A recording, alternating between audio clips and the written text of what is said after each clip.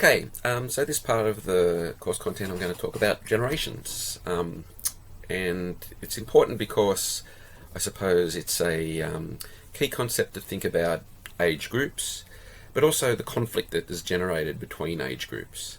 And much of the moral panics that I've spoken about in the course already is related to these different age groups, I suppose, and conflict over the way things should be now and the way things should be in the future. So generations has become a kind of way of thinking through that. But I would say that it's a really controversial and I suppose a concept treated with some suspicion by sociologists. You hear a lot about generations in the media where, I don't know, Gen X were kind of, lazy and narcissistic, or Gen Y or that, or, the millennials, eat too much avocado on toast and that's why they can't afford a house or whatever. So quite often these kind of generational terms are used in a symbolically violent way.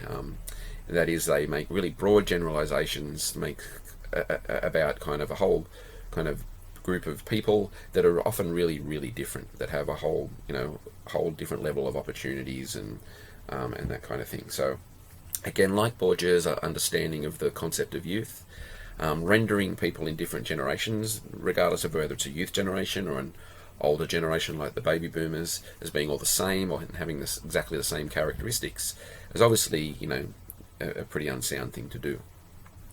That's not to say, though, that people, born at the same time won't have some similar characteristics, or, to put more kind of accurately, I suppose, have like relations with particular things that are more the same than people from a different age group.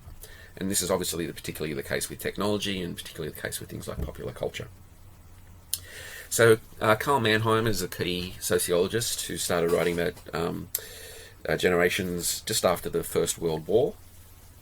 And he was kind of concerned with, I suppose, how people born after the war would have a kind of quite different worldview of the people that experienced the war. And the war would become a kind of touchstone, I suppose, of differences between groups. So generations in that sense can be theorized around how people from different age groups will be connected to events, often negative events, and how then people of different age groups will kind of have a different understanding or a different relation to that thing. Mannheim was also really cautious about saying that people will be kind of all the same, but he wrote that in this sense that be some kind of, I suppose, communication issues between people that are of different ages. So in that sense, around World War I, that young people born after the war had a really different, I suppose, knowledge about the war, because it was second-hand knowledge learned through history, where their parents would have had a much more emotional, affective connection with the war because they would have lived through it. So here, the idea of generations becomes theorized around a particular kind of common set of a common stock, I suppose, of social and cultural meanings. And so it's been theorized more today, not just around wars, but other events, such as, say, September 11 or,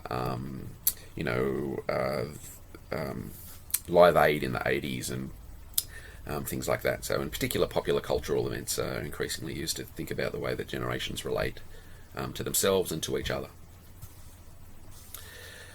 So Mannheim saw this as developing, throughout history, that people of different ages would develop different consciousnesses and knowledges from others' generations. And I suppose these can be quite useful for thinking about those kind of various age groups, but again, I would be quite cautious about, being too general with this kind of stuff. The way we've come to understand generations, we tend to give them a label. There's been the baby boomers, there's been Generation X, Generation Y, now we talk about millennials and all kinds of other stuff. And then there tends to be some kind of associations, or even almost like personality types associated with those things.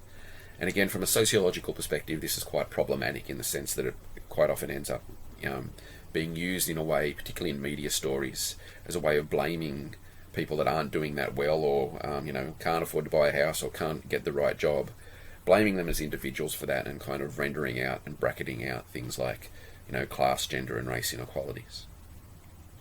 So you can see there's a real tension between the way that generations are used as a way of thinking about how people of age groups will have some similarities, but also then making sure that we account for the differences within those age groups as well. So Bourdieu's work has been particularly useful for thinking about those differences, and he had some kind of critical things to say about the idea of youth and the way that generations themselves were a way of kind of producing and supporting hierarchical power relations. Bourdieu argued that many of the things that look a lot like moral panics today are often struggles over how we should live and what the future should be. That young people in particular come into the world and want to kind of make the world in their own image. Older people have been around for a while and think they know better and say this kind of things are always the way things are, and then becomes clashes over those things. Bourdieu defines this as clashes over cultural capital that we'll come to look at in some detail throughout the course. So here, generational kind of debates become clashes between systems of aspirations, and those systems of aspirations are formed in different periods related to the different economic and cultural circumstances of the time. And so we can see this particularly, I think, in stories in the media about how, young people, for instance, there's a kind of a double standard going on. Firstly, young people aren't apparently loyal to companies and move around too much. But then also there's kind of stories, particularly recently in the media, that young people aren't willing to move to, different cities or different countries because, that's where the jobs are, and they don't want to pack up their life, and they're apparently not flexible or innovative or whatever enough to kind of pursue those opportunities. Now again, these stories are often written by people from previous generations or people from the current generations that have a lot more privilege, a lot more kind of economic and cultural capital to be able to take advantage of those things. Previous generations didn't have to make those decisions. People that currently succeed in those unequal systems tend to be more privileged. And what gets written out of that is the people that don't have the privilege to be able to deal with that kind of need for flexibility. So again, you can see here a kind of tension between, say, class inequalities that are happening now and generational differences over time. So there's been some quite prominent work that's used generations, I think, really interesting sociologically. Tara Brabazon's work on what she calls popular memory studies, I think, is a particularly interesting way to think about social relations and the ways that, in particular, different pop cultural texts, such as, say, a movie or a song, or even spaces in your particular town, say, like a particular nightclub, will be related to in really different ways by people, from different age groups, say, from different generations. I mean, an example like this would be, I'm 44 years old. Back when I was, going out quite late, something like King Street today was very different. It was called the Castle. In terms of what was going on in those venues, they were very, very different. What Brabazon's work is interesting to kind of consider is that the way people then can talk to each other and relate to each other through talking about those texts or places. So, when a bunch of people my own age will kind of reminisce about going to that place and talk about what happened then. When maybe I'm with younger people, we all kind of, maybe have very different understandings of that place, or we can talk about, those differences and get an understanding of each other through that kind of conversation. So here there's a kind of, I suppose, social relations of both kind of in commonalities of going to the same places or listening to the same songs, but then, like Mannheim talked about with the war, a different kind of social and even an emotional connection to those things. And, this is kind of will have consequences on the way that people relate to each other. Mark Davis's really kind of very influential work from the late 90s called Gangland is another key text in this area. Gangland, I think it was written in the mid-90s, and then it was kind of re-released in the late 90s with kind of some extra chapters, one of which actually analysed the reception of the book, because what Davis was particularly interested in was in the way that the baby boomers, as he saw them, were taking up most of the important kind of positions in the media, the people that get to kind of do record reviews and write opinion pieces or movie reviews or whatever, or writing about politics. And he argued it was therefore their position and their kind of perspective, I suppose, was the one that was kind of dominating the press, and it was leaving young people voiceless and powerless in the media. And he used a whole bunch of examples to kind of talk about this. The way that, for instance, even in the 90s, the music of the 60s was still kind of the thing that was written, about the most, or it was kind of ranked the best all the time in the media. And so, I don't know, when Kurt Cobain committed suicide, there was kind of stories about it, but they were written through the lens about how, say, Kurt Cobain wasn't as important as, I don't know, Jimi Hendrix or Brian Jones or something. There's chapters in the book about how there's generational kind of clashes in feminism between the first, second and third waves as kind of new forms and younger people try and do that kind of feminist politics. Older generations tell those kind of younger women that they're doing it wrong, and back in my day it was done this way or whatever. Here, the people that kind of get to write about this stuff in the media tend to be, those kind of people that are older. I would say even maybe today that's moved beyond the baby boomers. Maybe it's Gen Xers now that are kind of taking up those spaces.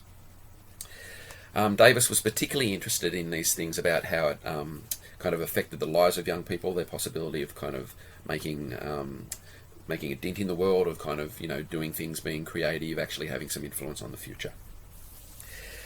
In this sense, there was kind of generational clashes going on about popular culture, but, a particular, more powerful generation is the one that gets to take up the space and say what's right and wrong and that kind of thing.